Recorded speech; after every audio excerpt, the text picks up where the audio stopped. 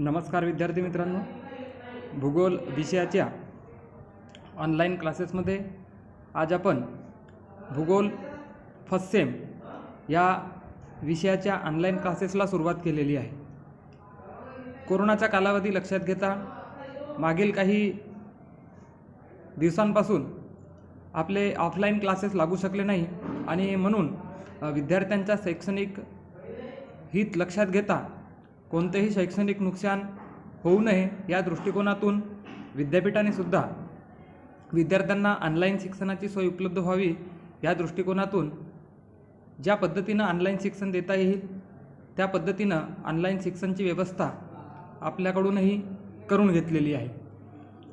आज आपल्याला भूगोल विषयाचा परिचय मागच्या तासिकेला आपण बघितलं की भूगोलाचा अभ्यास करत असताना थेअरी अभ्यासक्रम आणि प्रात्यक्षिक अभ्यासक्रम ह्या दोनहीमध्ये समसमान 40-40 गुणांकन आपण विभाजित केले होते. आज आपल्याला भूगोल या विषयाचा अर्थ, स्वरूप, व्याप्ती ह्या संदर्भानं आज आपण भूगोल विषयाची ओळख, परिचय करून घेणार आहोत. तर जगाच्या पाठीवर सर्वात आधी निर्माण झालेली विद्याशाखा किंवा विषय कोणता असेल तर तो म्हणजे भूगोल. पृथ्वीची निर्मिती झाली तेव्हापासूनच भूगोल विषयाचा जन्म झाला असं आपण म्हणू शकतो. परंतु मानवाचा विकास, मानवाच्या बुद्धीची वाढ आणि विकास जेव्हापासून व्हायला लागली, माणसाला कल्पकता जेव्हापासून सुचली तेव्हापासून कदाचित भूगोल विषयाचा जन्म झाला असं आपण म्हणू शकतो. प्राचीन काळी भूगोल हा विषयसुद्धा प्राचीन विषय आहे आणि पुरातन काळापासून या विषयाचा व्यासंग दिवसेंदिवस वाढत आहे.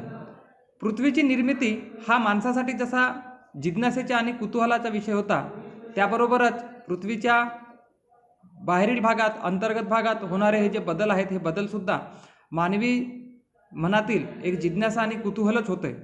ही जिज्ञासा पूर्ण करण्याच्या प्रयत्नातून अनेक शास्त्रज्ञांनी भूगोल या विषयामध्ये घडणाऱ्या घटनांसंदर्भात मौलिक अशी माहिती भर टाकली आणि त्याचा परिणाम म्हणजे आपणासमोर हे शास्त्रशुद्ध जे विषय तयार झाले, हे विषय त्याच भूगोल तज्ज्ञांचे योगदान आहे.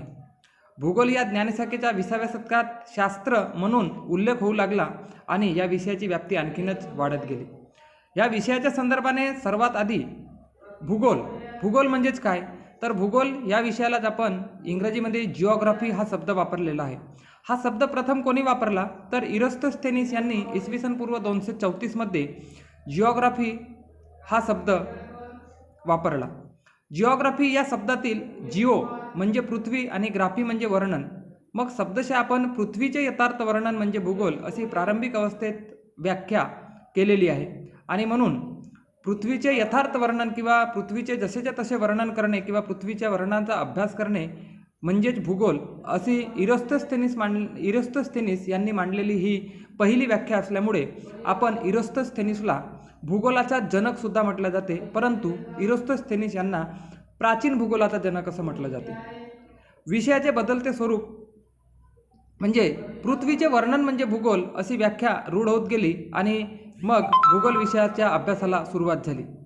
त्याचबरोबर पृथ्वीच्या अभ्यासाला जेव्हा सुरुवात झाली तेव्हा प्राकृतिक आणि मानवी घटकांच्या वितरणास महत्त्व देण्यात आले. कारण पृथ्वीचा अभ्यास हा फक्त नैसर्गिक घटकाच्या संदर्भात नसून मानवाच्याही संदर्भात होता आणि म्हणून विषयाच्या बदलत्या स्वरूपाबरोबर व्याख्यासुद्धा बदलत गेल्या आणि प्राकृतिक आणि मानवी घटकांच्या वितरणास या विषयामध्ये महत्त्व दिले गेले. मग भूगोल हे वितरणाचे शास्त्र झाले की पृथ्वीच्या भूभागावर, पृथ्वीच्या पृष्ठभागावर कशाचे वितरण कोणत्या ठिकाणी आढळते त्यांच्या आधारे पृथ्वीच्या भूगोल हे वितरणाचे शास्त्र होत गेले आणि अशी व्याख्या करण्यात आली. मात्र विविध घटकाचे वितरण हे पृथ्वीच्या सर्वच भूपृष्ठावर समान असल्याचे आढळत नाही. त्यामुळे भूगोल हे प्रादेशिक भिन्नतेचा अभ्यास करणारे शास्त्र आहे अशी व्याख्या 18व्या शतकापर्यंत रूढ होत झाली. त्यानंतर मानवकेंद्रित भूगोल अध्ययनास सुरुवात झाली. भूगोलात प्राकृतिक आणि मानवी घटकाचे स्पष्टीकरण क्षेत्रीय दृष्टिकोनातून केले जाऊ लागले आणि त्यामुळे या विषयाचे स्वरूप अधिकच गुंतागुंतीचे होत गेले. त्यानंतर मानव आणि मानवाच्या सभोवताल असलेले नैसर्गिक पर्यावरण यातील बदलत्या घटनांच्या सहसंबंधाच्या भूगोलशास्त्रामध्ये अभ्यास होऊ लागला आणि पृथ्वीचे वर्णन म्हणजे भूगोल, वितरणाचे शास्त्र म्हणजे भूगोल, त्याचबरोबर प्रादेशिक भिन्नतेचा अभ्यास करणारे शास्त्र म्हणजे भूगोल आणि अशा स्वरूपाने व्याख्या बदलत 20व्या शतकापर्यंत मानव आणि पर्यावरण यांच्यातील बदलत्या संबंधाचा अभ्यास म्हणजे भूगोल असे भूगोलाचे अर्थ असा भूगोल विषयाची व्याख्या कालांतरानं बदलत गेली। तरीही काही भूगोल तज्ञांनी भूगोल या विषयाच्या संदर्भाने आपल्या सटीक अशा व्याख्या या ठिकाणी मांडलेल्या आहेत। प्रिस्टन जेन्स यांनी भूगोल म्हणजे ठराविक विशिष्ट गुणविशेष प्रदान करणाऱ्या घटनांचा अभ्यास असून त्या विविध स्थलांमधील साधर्म्य आणि वैधर्म्य यांचा संबंध होय। म्हणजे भूगोल हे पृथ्वीचे पृष्ठभाग हा विविधतेने नटलेला असून पृथ्वीच्या पृष्ठभागावर विशिष्ट ठिकाणी विशिष्ट गुणविशेष घटक आपल्याला आढळून येतात। या विशिष्ट गुण घटकांच्या आधारे समान गुणधर्म आणि विविधता असलेले गुणधर्म यांचा अभ्यास जो आहे हा अभ्यास करणारे शास्त्र म्हणजे भूगोल होय असे प्रिस्टन जोन्स म्हणतात। त्यानंतर मात्र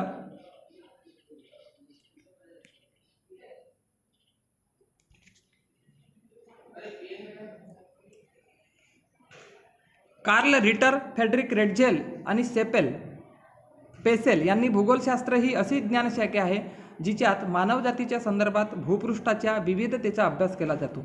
मानवजातीच्या संदर्भात भूपृष्ठतेच्या विविधतेचा अभ्यास करणारे शास्त्र म्हणजे भूगोल असे कार्ल रिटर यांनी मांडलं। त्यानंतर 1908 साली आंतरराष्ट्रीय भूगोल परिषद यांनी सुद्धा एक भूगोल या विषयाची व्याख्या निर्माण केली। भूगोल हे मानवाचे वस्तिस्थान गृहीत धरून भूपृष्ठाच्या आणि मानवाच्या घनिष्ठ संबंधाचा म्हणजे संपूर्ण पृथ्वीच हे मानवाचे वस्तिस्थान घर आहे असं समजून भूपृष्ठाच्या म्हणजे भूभागाच्या आणि मानवाचा जो संबंध आहे या संबंधाचा अभ्यास हा भूगोलशास्त्राचा विषय होत गेला। त्यानंतर टालेमीने सुद्धा आपली व्याख्या मांडली की भूपृष्ठावरील स्थळ आणि त्याचे एकमेकांशी संबंध म्हणजे भूगोल। म्हणजे भूपृष्ठावर आपल्याला विविध भू आकार विविध स्थळं आढळतात आणि त्या स्थळांचा एकमेकाशी काही ना काही घनिष्ठ असा संबंध असतो। ह्या संबंधाचा अभ्यास म्हणजे भूगोल होय। बफन यांनी भूगोल या विषयाची व्याख्या मांडताना नैसर्गिक परिस्थितीचा मानवावर होणारा परिणाम व त्याचे वर्णन म्हणजे मानवाच्या सभोवताल असलेली जी नैसर्गिक परिस्थिती आहे या परिस्थितीचा मानवावर काही ना काही परिणाम होत असतो आणि त्या परिणामांचा अभ्यास त्या परिणाम व त्यांचे वर्णन करणारे शास्त्र म्हणजे भूगोल होय। अशा पद्धतीनं भूगोलाच्या टालेमी, बफेल, पेसेल यांनी, कार्ल रिटर, प्रिस्टन जोन्स यांनी भूगोलाच्या ह्या वेगवेगळ्या व्याख्या मांडलेल्या आहेत। त्यानंतर पृथ्वीच्या स्वरूपाबद्दल आपण जर भूगोल विषयाचे स्वरूप कशा स्वरूपाचे आहे तर भूगोल विषयाच्या स्वरूपाचा जर आपण अभ्यास केला तर आपल्या लक्षात येते की मानव सुरुवातीला रानटी अवस्थेत होता आणि पृथ्वीची निर्मिती जेव्हा झाली तेव्हा पृथ्वी ही तप्त असा वायुरूप गोळा होती। कालांतराने पृथ्वी थंड होत गेली आणि थंड होत गेल्याच्या नंतर कालांतराने त्या द्रव पदार्थाचे घनपदार्थात रूपांतर होऊन शिलारसाची निर्मिती झाली। कालांतराने पृथ्वीचा पृष्ठभाग थंड होत गेला आणि हळूहळू या ठिकाणी जीवसृष्टीची निर्मिती झाली।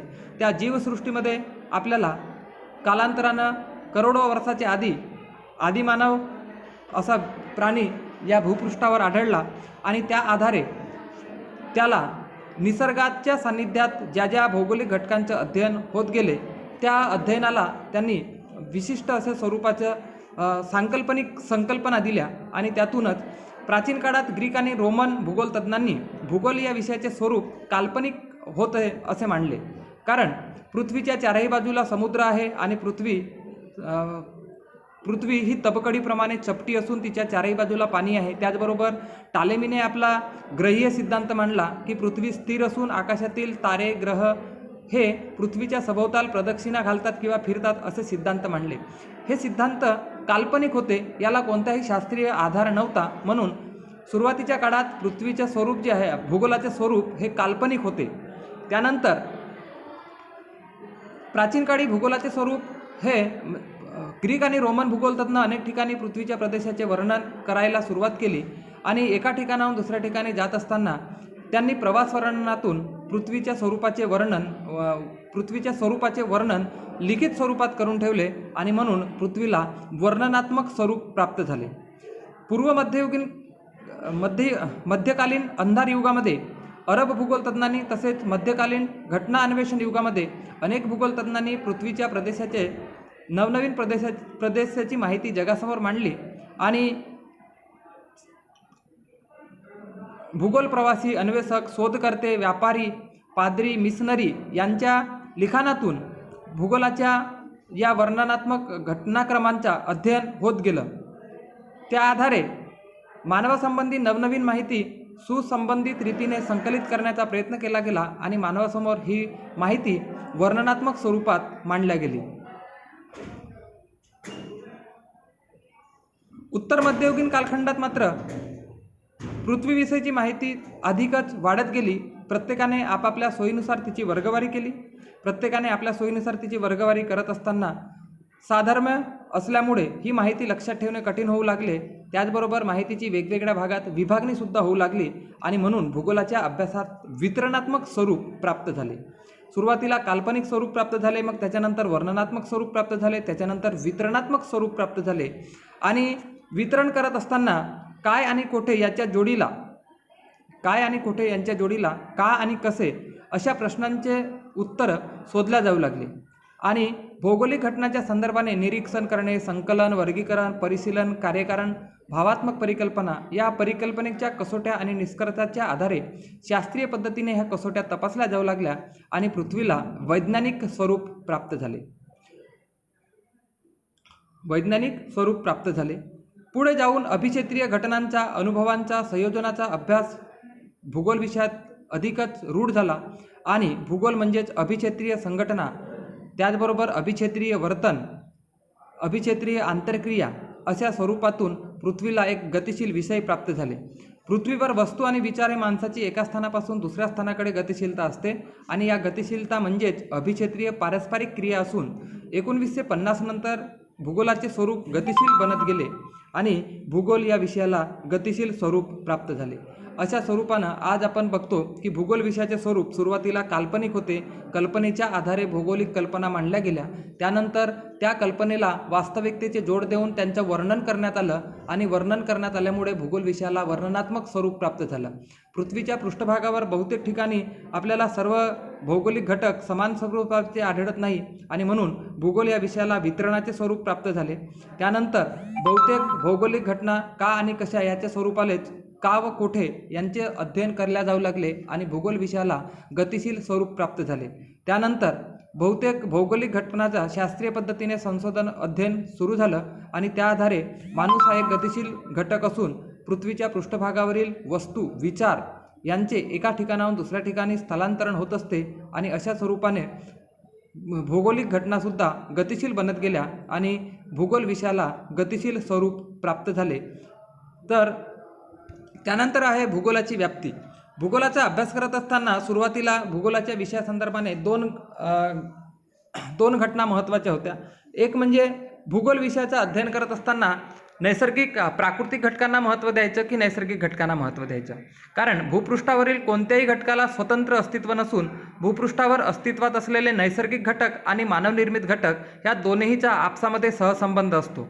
केवळ जमीन किंवा हवामानाचा अभ्यास म्हणजे भूगोल नाही, तर जमीन किंवा हवामानाचा उपयोग ज्या प्राणीमात्रांना, सजीवांना, मानवाला होतो त्यांच्यामध्ये आंतरिक परस्पर संबंध असून जमिनीवर उगवणारी पिके, वनस्पती, प्राणी आणि त्याचप्रमाणे पृथ्वीच्या पृष्ठभागावर बदल घडवून आणणारा मानव यांच्यातील आंतरसंबंधाचाही अभ्यास आपण भूगोल विषयात करत असतो. म्हणून पृथ्वीच्या वरील नैसर्गिक जे घटक आहेत, पृथ्वीवरील नैसर्गिक घटकांचा महत्त्व तेव्हाच प्राप्त होते जेव्हा सर्वश्रेष्ठ बुद्धिमान प्राणी मानव त्या नैसर्गिक घटकांचा उपयोग करून घेतो. निवासस्थानाच्या दृष्टिकोनातून पृथ्वीकडे जर पाहिले गेले तर मानव हा पृथ्वीवरील साधनसंपत्तीचा स्वतःसाठी उपयोग करून घेणारा बहुतेक मोठा घटक आहे. मग निसर्गाशिवाय मानवाचे अस्तित्व शक्य नसते. मग निसर्गाशिवाय मानवाचे अस्तित्व शक्य नसले तरी मानवाशिवाय नैसर्गिक घटकांना महत्त्व नसते. एखाद्या ठिकाणी पडलेलं सोनं, हिरं, कोयला, पेट्रोलियम पदार्थ यांना काहीही किंमत नसती जर मानवाने त्याचा उपयोग केला नसता. म्हणजेच मानवावर सभोवतालच्या भौगोलिक नैसर्गिक घटकाचा परिणाम होत असतो. त्याचबरोबर नैसर्गिक घटकांना मानवामुळेच महत्त्व प्राप्त होत असते. मानव हा पर्यावरण यांचा अभ्यास भूगोलात केला जातो आणि त्यातूनच भूगोलशास्त्राचे महत्त्व वाढून भूगोलामध्ये भौतिक आणि मानवी घटक ह्या दोन्ही सहसंबंधाचा अभ्यास केला जात असतो. मग भौतिक घटकामध्ये आपण कशाचा अभ्यास करतो तर निसर्गात निर्माण होणारे जे काही नैसर्गिक घटक आहेत यामध्ये जमीन, पाणी, समुद्र, वनस्पती, प्राणी, खनिजे, शक्तिसाधने या सगळ्या घटकांचा अभ्यास आपण प्राकृतिक भूगोलामध्ये करतो. त्याबरोबरच पृथ्वीच्या सभोवताल असलेले अवकाश, खगोल, पृथ्वीचे अंतरंग, खडक, भूकवचाच्या हालचाली, भूकंप, ज्वालामुखी, त्याचबरोबर प्रस्तरभंगे, पर्वत, पठारं, मैदाने, हिमनद्या, वारा यांचेही कार्य, मग त्याचबरोबर 71% भूभागावर असलेलं महासागर, पाणी यांच्या निर्मितीसंबंधीचे सागर किनारे, भरती ओहोटी, सागरी प्रवाह, त्याचबरोबर पृथ्वीच्या बाजूला असलेले हवेचे आवरण, हवामान, सूर्यप्रकाश, तापमान, वायुभार, वारे, ढग, पर्जन्य, हवामानाचे प्रकार, वनस्पती, प्राणी, त्याचबरोबर नैसर्गिक स्वरूपात आढळणारी खनिजे, त्यांचे प्रकार, त्यांची निर्मिती, भूगर्भात असलेलं पाणी इत्यादी अनेक घटकांचा संबंध प्राकृतिक भूगोलाच्या अभ्यासात केला जातो. मग मानवी घटकामध्ये कशाचा अभ्यास करायचा तर मानवाने निर्माण केलेल्या वसाहती, मानवाचे व्यवसाय, मानवाने निर्माण केलेले कारखाने, वाहतुकीच्या सोयी, मानवाच्या जलसिंचनाची साधने, लोकसंख्या यांचा समावेश मानवी भूगोल यामध्ये केला जातो. या मानवी भूगोलामध्ये त्याचबरोबर धर्म, संस्कृती, शिक्षण, समाजरचना, व्यवसाय यांचाही अभ्यास केला जातो. सुसंस्कृत माणसाकडून निसर्गातील घटकांचा योग्य व डोळसपणे काळजीपूर्वक वापर केला जातो आणि मानव क्रियातील घटक जोपर्यंत घडवून आणतो, शहरे निर्माण करतो, रस्ते बांधतो, खाणी शोधतो आणि त्यामुळेच पृथ्वीच्या पृष्ठभागावर बदल घडवून आणणारा मानव हा महत्त्वाचा घटक असून निसर्ग आणि मानव यांच्या संबंधातून भूगोलामध्ये 2 विचारप्रवाह निर्माण होतात. यामध्ये निसर्गवाद, रॅडझेल, सेम्पल, बफेल, डोमोलिन यांनी निसर्गाला श्रेष्ठ मानले. मानव हाच निसर्गाचा, पर्यावरणाचा गुलाम असतो. निसर्गाचे वर्चस्व सर्वत्र असते आणि निसर्गात बदल घडवणे माणसाला शक्य नाही. भूकंप, वादळ इत्यादी नैसर्गिक आपत्तीवर मानव नियंत्रण आणू शकत नाही. याप्रमाणे निसर्गवाद ही विचारसरणी निर्माण झाली. दुसऱ्या बाजूला संभववाद म्हणजे शक्यतावाद. यामध्ये विदाल ते ब्लाब्लास, ब्रून्स इत्यादी विचारवंतांनी निसर्गाला श्रेष्ठ न मानता मानवाला श्रेष्ठ मानले आहे. कारण मानव निसर्गात बदल घडवून आणतो, नद्यावरती पूल निर्माण करतो, धरणे बांधतो, कृत्रिम उपग्रह निर्माण करून चंद्रावर पाऊल ठेवलेलं आहे. त्यामुळे मानव सर्वश्रेष्ठ आहे. बहुतेक नैसर्गिक घटकांवर मानवाने मात केली असल्यामुळे मानव हाच श्रेष्ठ आहे तर निसर्ग हा श्रेष्ठ नाही. परंतु या दोन्हीचे विचारधाराला खंडित करून ग्रिफिथ टेलर यांनी थांबा आणि पुढे जा अशी एक नवीन संकल्पना मांडली की मानवही श्रेष्ठ नाही आणि निसर्गही श्रेष्ठ नाही. निसर्ग काही ठिकाणी आपल्या ठिकाणी श्रेष्ठ असतो तर काही ठिकाणी मानव श्रेष्ठ ठरतो. म्हणजेच निसर्गावर मात करणे मानवाला शक्य नाही तर मानवाच्या परिवर्तन बुद्धीला नियंत्रित करणे निसर्गाला शक्य नाही. अशा पद्धतीनं ही तिसरी विचारधारा थांबा आणि पुढे जा अशा प्रकारची मांडण्यात आलेली आहे.